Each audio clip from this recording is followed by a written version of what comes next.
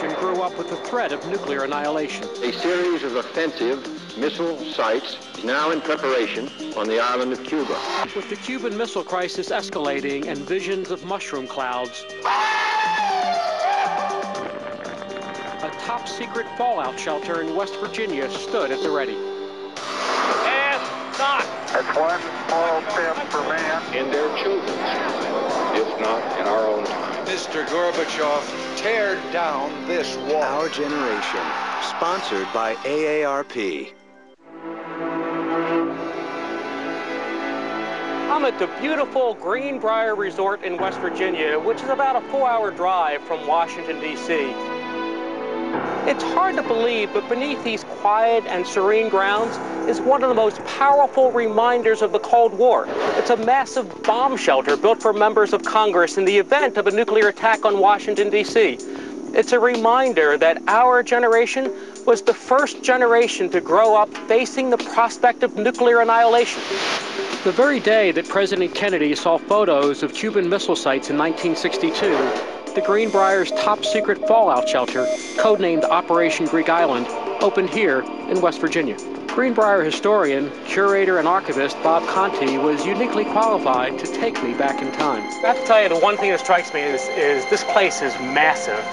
How did you ever manage to build this place and keep it a secret? Well, they utilized a technique called hiding it in plain sight. They built it right in front of everybody's nose and called it something else.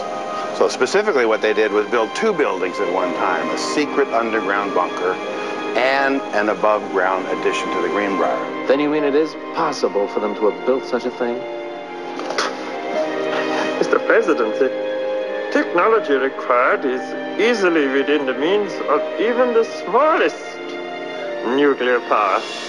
It requires only the will to do so. Want to go inside? Sure, let's go in. I'll show you something here.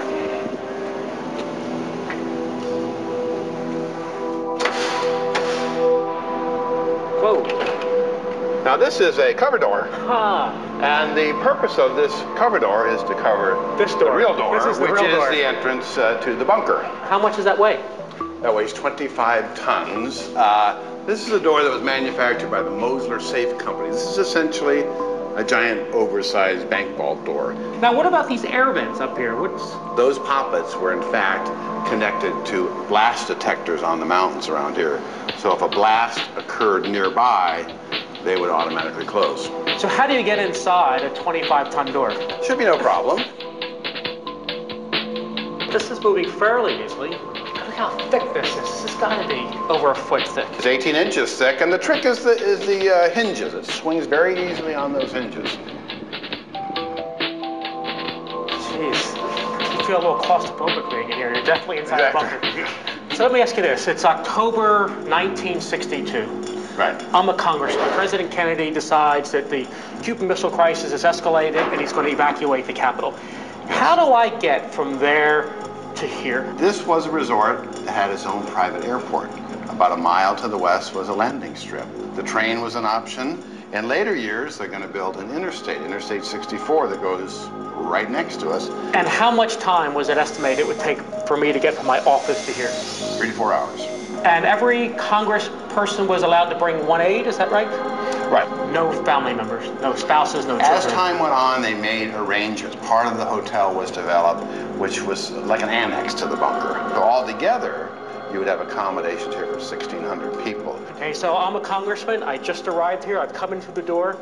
Let's continue my journey. Certainly, this way. When you're actually raised under the threat of the bomb, it's so large a threat, so potentially devastating, that it becomes kind of unreal. I never was worried about nuclear weapons, probably because I was so young and it didn't seem real. I mean, I didn't really have a conception of everything just blowing up. But we did do the rituals. There was a turtle by the name of Bert, and danger threatened him, he never got hurt. He knew just what to do. He ducked and covered. Well, Duck and Cover, it was made in 1951 by Archer Films. Duck and cover. They said, here's what you do. You get under your desk and you put your hands over the back of your neck like this and hold your head down like that, and you'll be fine. The idea of a cartoon character leading kids to safety when we know what an atomic bomb would do to a city, it's sort of ludicrous. To miraculously bypass our school and move on and destroy the entire city.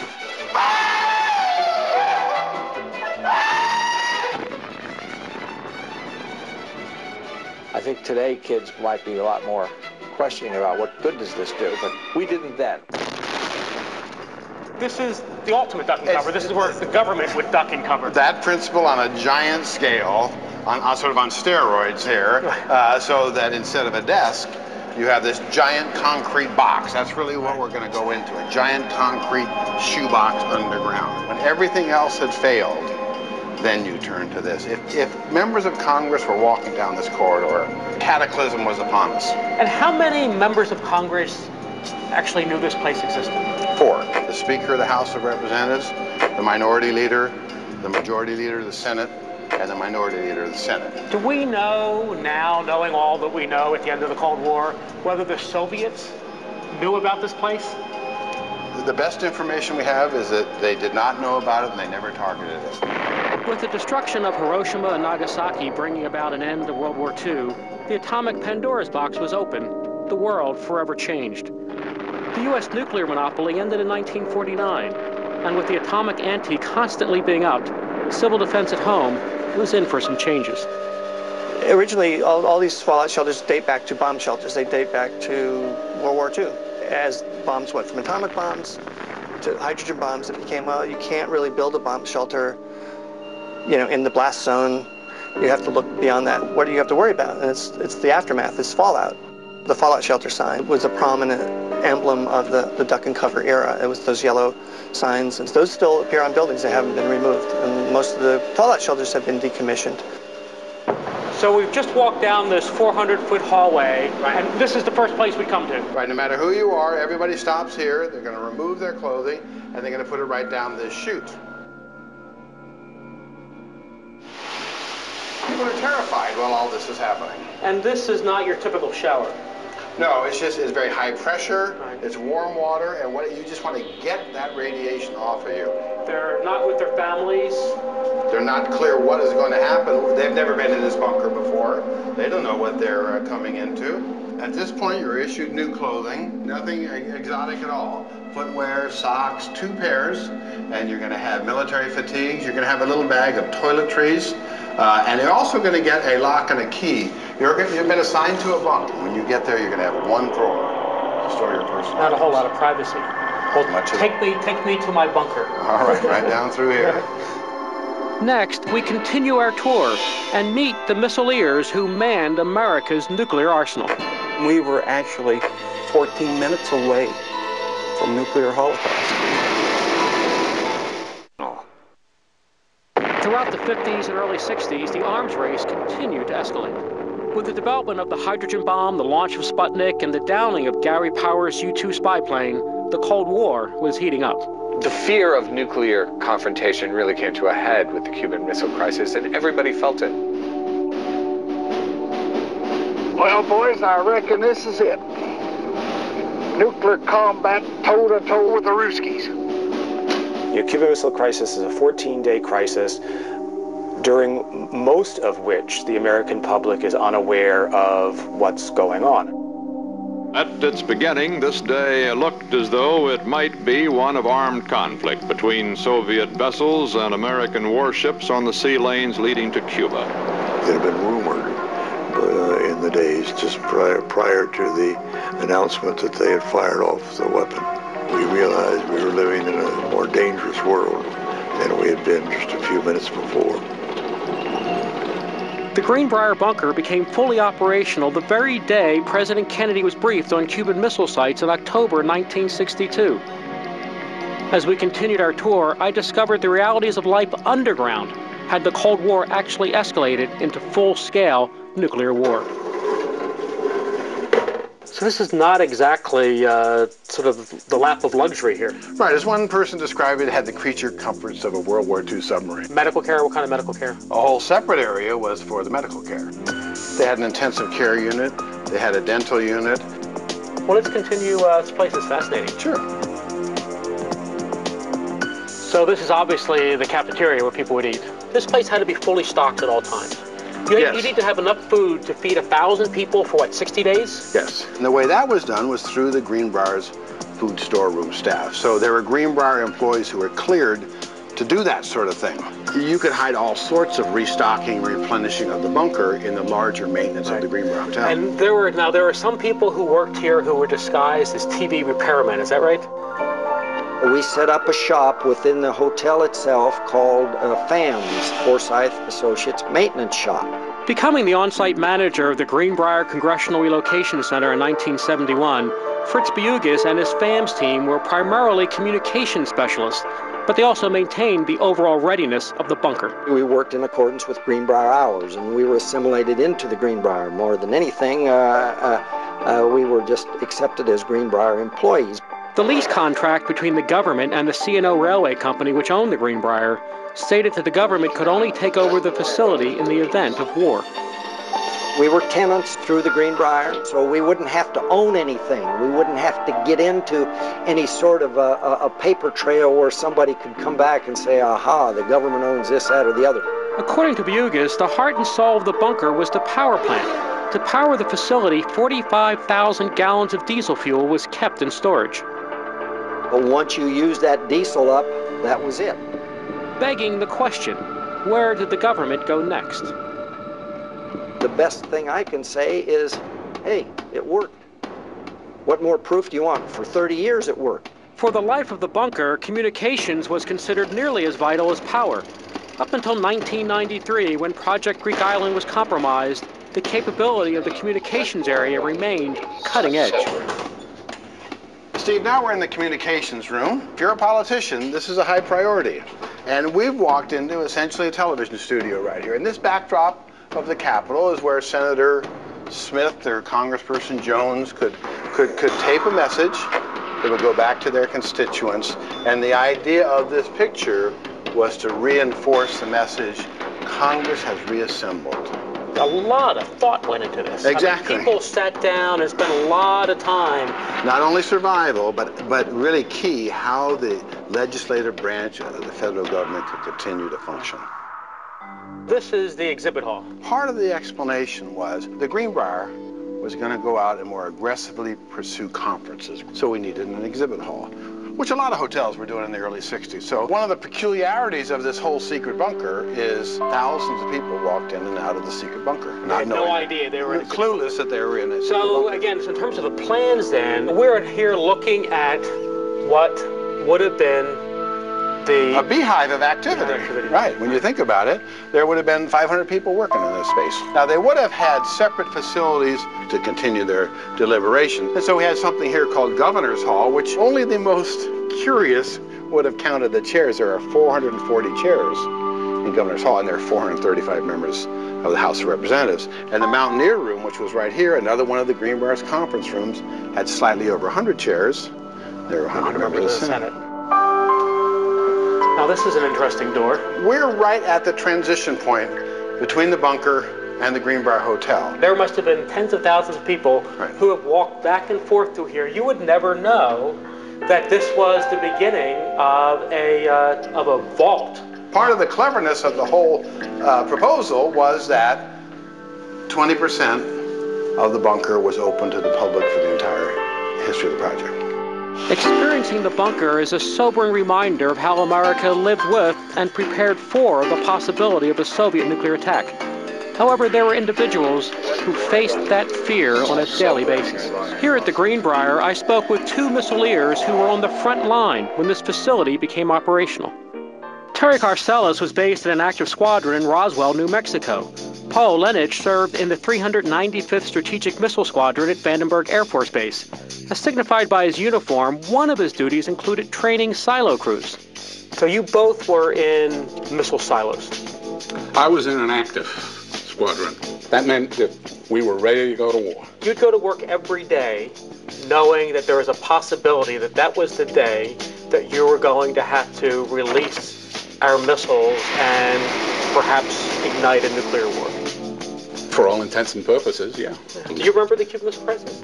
Yes, definitely. Well, we started, we were sitting at a DEFCON 5 or 6. DEFCON 1 means war. DEFCON 5 and 6 are in the lesser amounts of war, I guess you could say. We had to take all our training gear off the missile, replace it with a nuclear warhead, and place that missile in DEFCON 2 position. And what happens in DEFCON 2 then? DEFCON 2 usually means death to us, because we're the ones throwing it at them. Good evening, my fellow citizens. This government, as promised, has maintained the closest surveillance of the Soviet military buildup on the island of Cuba. On the morning of October 16, 1962, the President asked me to come into his office and told me that U-2 overflight planes had detected on the island of Cuba, only 90 miles from our shores, the beginnings of Soviet nuclear missile bases. Within the past week, unmistakable evidence has established the fact that a series of offensive missile sites is now in preparation on that imprisoned island. They had been rushed in under cover of secrecy and deception, and that is why the President was determined upon their removal. A strict quarantine of all offensive military equipment under shipment to Cuba is being initiated. There was a sense in which this was it. You know, this was the confrontation that everybody had been afraid of. People thought if we send the missile, it's going to take us a couple hours to get it ready, and we'll send it over at our convenience, or the Russians' convenience, when we were actually 14 minutes away from nuclear holocaust. And you knew that every day you went to work knowing that? Particularly during the Cuban Missile Crisis. Yeah. I think most people went about their lives not realizing how close we were to devastation. How close were we? How close were we? God knows, I hope. Our generation grew up knowing who the